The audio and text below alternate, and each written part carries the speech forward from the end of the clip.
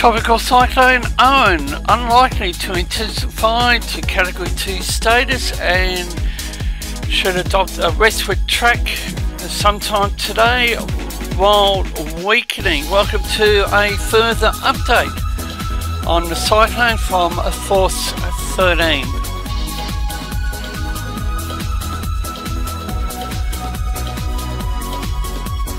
Maximum sustained winds in the centre of 85 kilometres an hour with wind gusts to 120 kilometres per hour, located within 110 kilometres at 16 degrees east.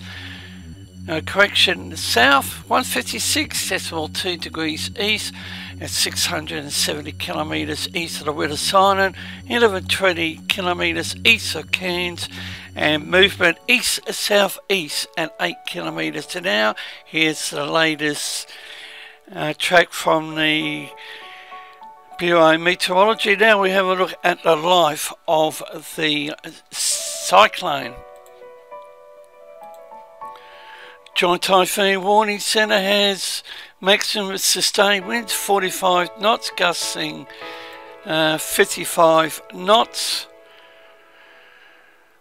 And they have at 640 nautical miles northwest of New Caledonia, tracking eastward at 8 knots over the last 6 hours. Animated enhanced infrared satellite imagery depicts a broad mass of deep convection located over the top and including a low-level circulation centre.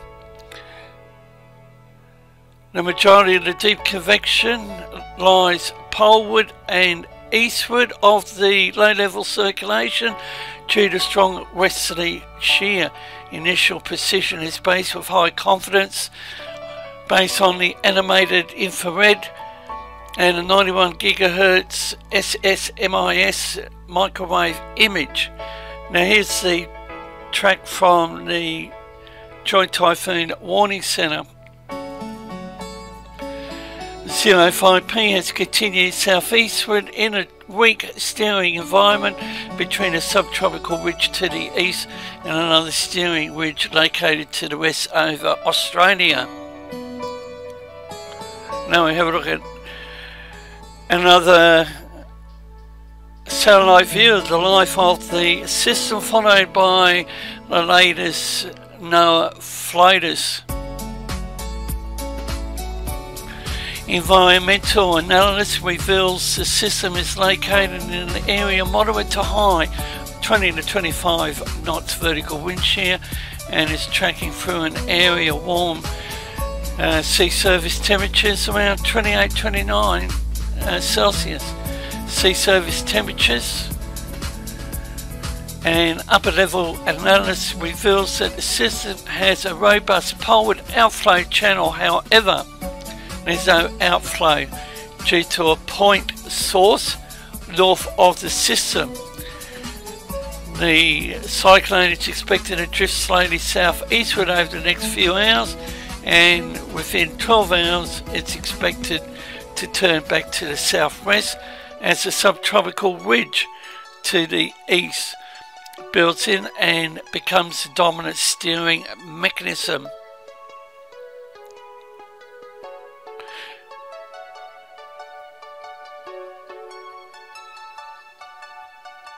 As the system turns southwest, it will track directly into the upper level westerlies, increasing vertical wind shear, which will cause the system to begin a gradual weakening trend. The persistent strong vertical wind shear will dissipate the system within 48 hours, although numerical models are in agreement on a turn back to the southwest. Now we have a look at various tracks.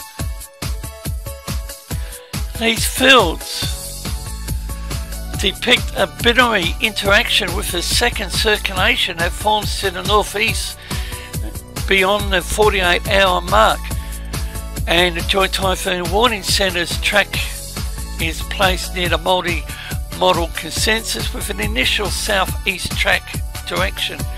Due to the large spread in model guidance, there's high uncertainty in the centre's track, and Maximum significant wave height is 13 feet.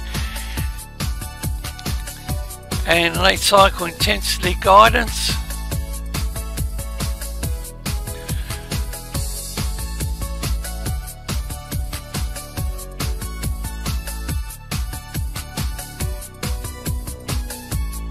HWRF parent. And I think one of the models is actually picking up this possible area of interest to the west of Tavalu. The GFS 6-hourly average precipitation rate including pressure. And the scale is on the right hand side of the screen. And another massive high, central Tasman Sea.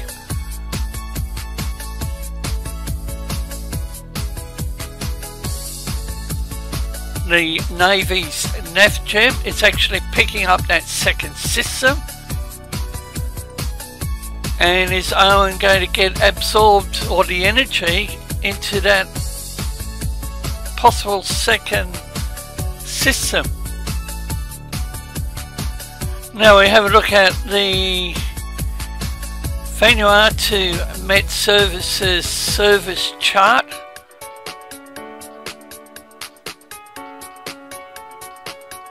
And it's got Cyclone Owen, it's got the low on the trough to the east of Bougainville. Upper level divergence remains very healthy around the 50 knot mark.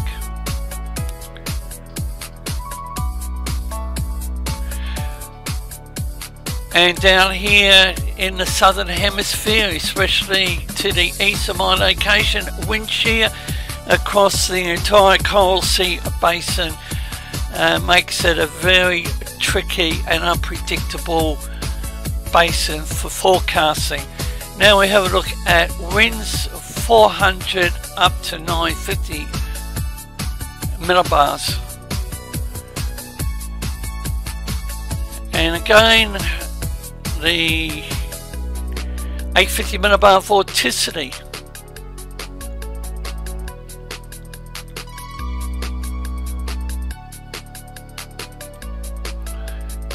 And a little bit of yellow to the east of Honiara.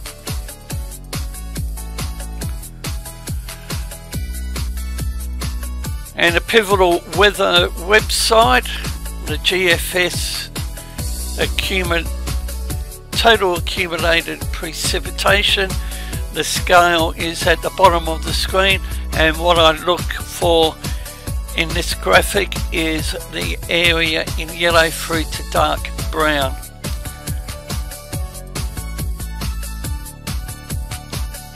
And looking at this particular model one, you can see the increasing yellow along the Queensland coast. Now this is significant wave height and the direction of combined wind, waves and swell. And again, the scale, right hand side of the screen, total precipitable water, force 13.